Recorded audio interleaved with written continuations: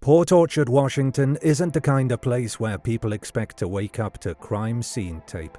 A quiet Navy town lined with pine trees and front porches, it's known more for its ferry rides and fishing boats than for violent crime. But in the early morning hours of April 30th, 2008, that peace was violently shattered. A woman's body was pulled from the charred remains of her home. It wasn't the fire that killed her. It was something far more personal. Linda Malcolm was a Navy veteran, a legal professional, and by all accounts, a generous friend. She'd just landed a new job, was days away from moving, and had told her family the black clouds had lifted. Within 24 hours of writing that email, she was dead, stabbed 24 times, and left in a fire that had been deliberately set to erase the evidence. Welcome to Bad Things. Join us as we go deep into one of Washington's most disturbing unsolved murders, tracing Linda's final hours, the investigation that followed, the theories that still divide experts, and what most likely happened.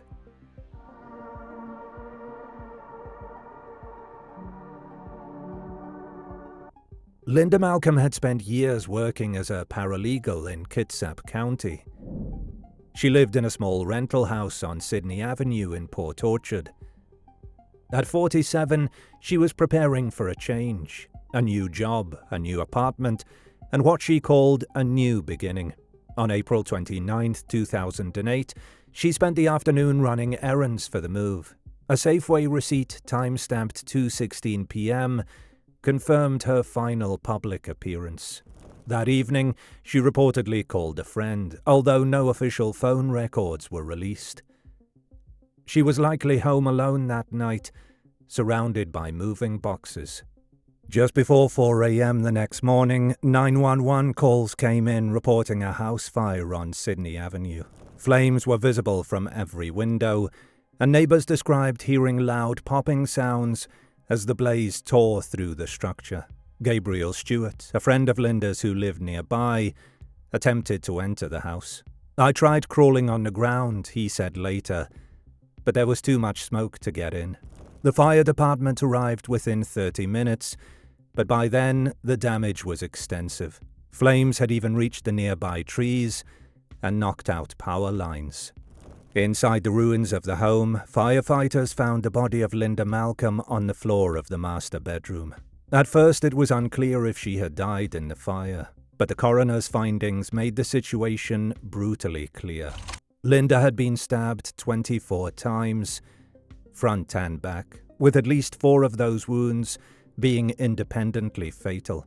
She had also suffered blunt force trauma to the right side of her head and had defensive injuries on her arms and hands.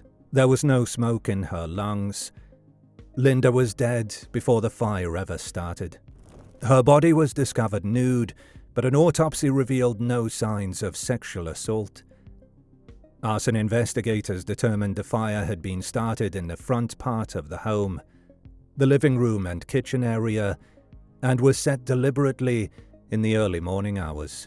Dogs trained to detect accelerants were brought in, and investigators confirmed that the fire was an attempt to destroy evidence. This wasn't a tragic accident or a crime of opportunity. It was premeditated. Authorities began working backward from Linda's last confirmed sighting. The window of time in which the murder could have occurred was roughly between 2:20 p.m. on April 29th and 3:50 a.m. on April 30th. Her house was locked when neighbors tried to enter during the fire, suggesting the attacker either exited and locked the door or that Linda never had a chance to unlock it during the confrontation. Port Orchard police quickly announced that this was not a random crime.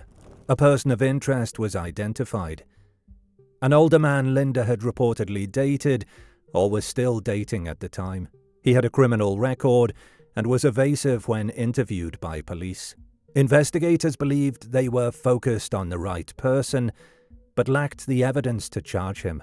A year and a half later, that person of interest died of natural causes. Police obtained a warrant to search his Gig Harbor property, but what they found, if anything, was never revealed.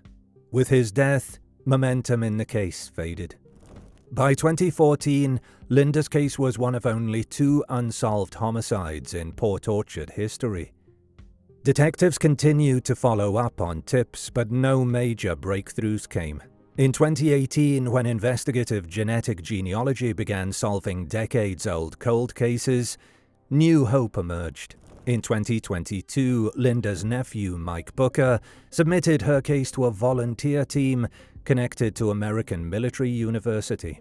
Investigators Jennifer Buchholz and George Jarrett took on the case in coordination with Port Orchard Police. By 2023, Detective Andy Walton and the AMU team had renewed the investigation. An unknown DNA profile, likely left by the killer, was retested using advanced methods. The sample had never matched anyone in the FBI's database, indicating the killer had no prior felony convictions or military DNA on file. With funding from a state grant and guidance from forensic expert Paul Holes, the team began building a family tree from the unknown DNA, narrowing down potential suspects. By late 2024, that suspect pool was reportedly down to 3 or 4 individuals. Police confirmed there was high activity on the case again. Sadly, Linda's mother, Donna Malcolm, who had suffered from dementia and relived her daughter's murder over and over in her mind, died in December 2023. She never saw her daughter's case solved. As of 2025, the case remains open, but far from cold. The DNA trail is active. The suspect list is short. And for Linda's family, especially her sister, Cynthia Booker, the central question is the same one it's always been. What could Linda have done to deserve this? And who would go so far to silence her?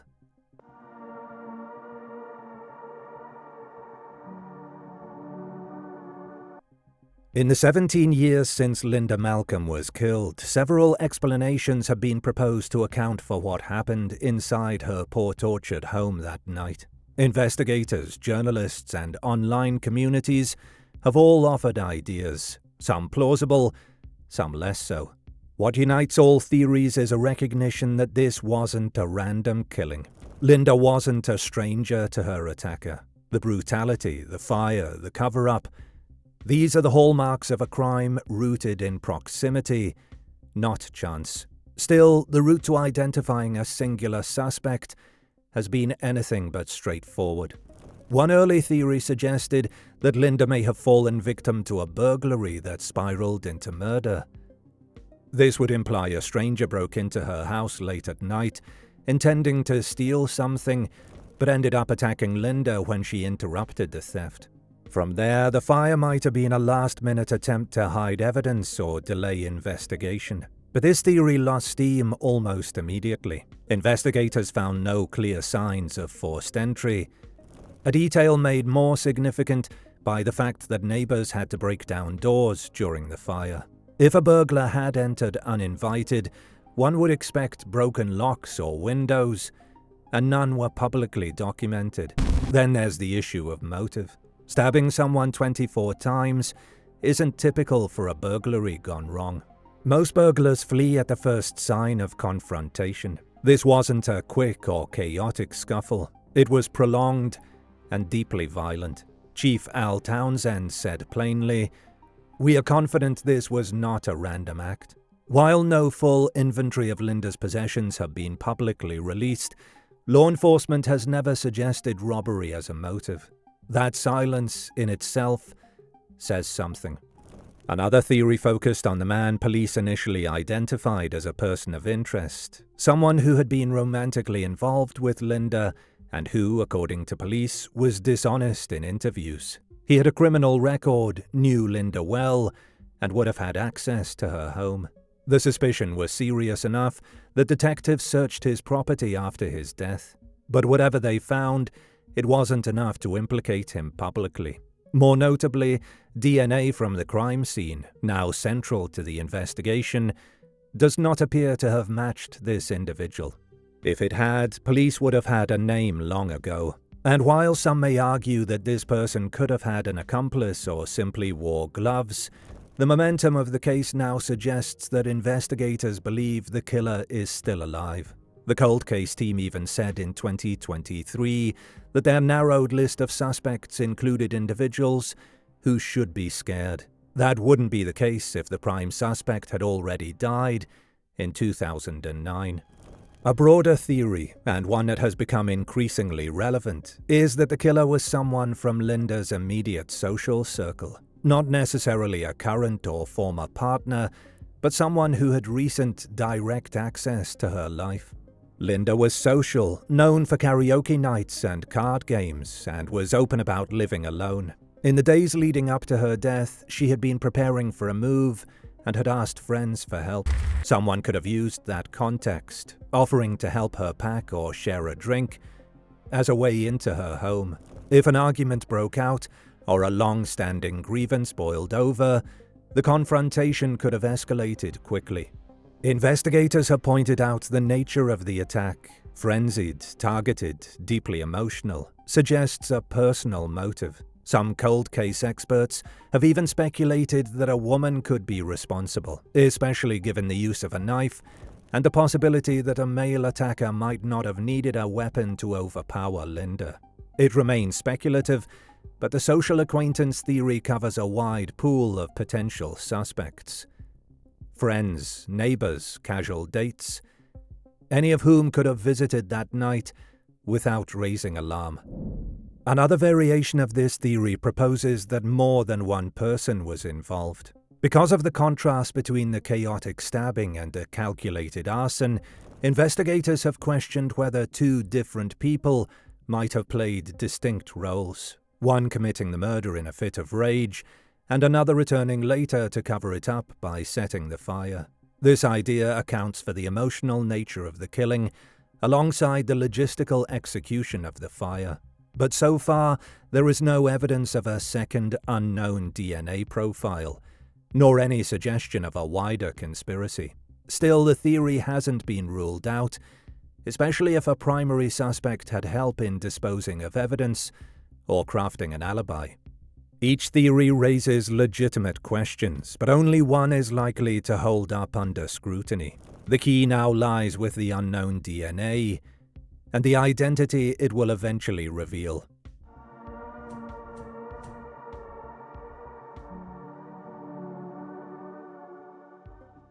Looking at the available evidence, the most plausible explanation is that Linda Malcolm was killed by one individual, someone familiar to her, someone with reason to be inside her home that day. This wasn't an impulsive act by a stranger or the outcome of a chaotic robbery. It was, based on all indicators, a crime with emotional undertones and deliberate follow-up, carried out by a person operating within her immediate social environment. What distinguishes this scenario from other possibilities is how clearly it aligns with the crime scene's combination of physical violence and strategic concealment. The nature of Linda's injuries, the positioning of her body, and the sequence of events all point to a face-to-face encounter that began with access, either invited or unopposed, and ended in lethal confrontation. There's no compelling evidence that this person broke into her home or forced entry. This suggests the assailant entered through normal means, likely the front or back door, during a time when Linda felt no threat. That access is significant. On the day in question, Linda was in the midst of relocating. A number of people knew about her plans, and some had even been involved in helping her prepare. This period of transition provided a credible opportunity for acquaintances to come and go without raising suspicion. A visit under the pretense of helping her pack, bringing over a bottle of wine, or simply saying goodbye could have offered the perfect opening for someone with unresolved emotions or intentions. The confrontation likely began as a conversation. There's nothing to suggest Linda had reason to be afraid before the attack. No reports of her expressing concern, and no defensive preparations observed at the scene. Once violence broke out, however, it escalated quickly. The injuries she sustained show intensity and proximity. They weren't the result of a single blow or impulsive act. They suggest persistent effort and anger, sustained across several moments, not seconds. The wounds, both front-facing and from behind, reveal movement, possibly an attempt to escape, and certainly a fight for her life. During that physical altercation, it's likely the perpetrator suffered some kind of minor injury. Linda fought back. That much is medically documented, and in doing so, she may have broken the attacker's skin or transferred their biological material onto a surface. The DNA profile that remains unidentified could easily be the result of that moment of resistance. It might be from a cut finger, a strand of hair, or blood shed during the struggle. After the attack ended, the assailant faced a second decision: how to respond to what they had just done. The choice to destroy evidence through fire was not necessarily pre-planned, but it was executed with a degree of control. The ignition point was located away from the victim's body, which suggests an intentional effort to avoid self-harm while initiating the blaze. The fire was meant to eliminate trace evidence, perhaps the weapon, clothing fibers, or forensic residue left during the killing. This wasn't random destruction. It was damage with purpose. Even more telling is the psychological profile this theory implies. The killer was capable not only of carrying out a violent act, but of composing themselves quickly enough to attempt concealment. That dual capacity, intense aggression followed by calculated cleanup, narrows the pool of potential suspects. It takes a certain mindset to switch between rage and self-preservation in such a short span of time. Whoever committed this murder didn't disappear forever. They returned to a routine, possibly even resumed contact with mutual acquaintances. Given the social closeness of the town and Linda's embeddedness in it, there's a strong chance the killer remained within proximity for some time afterward, blending in, offering condolences, or avoiding public comment altogether.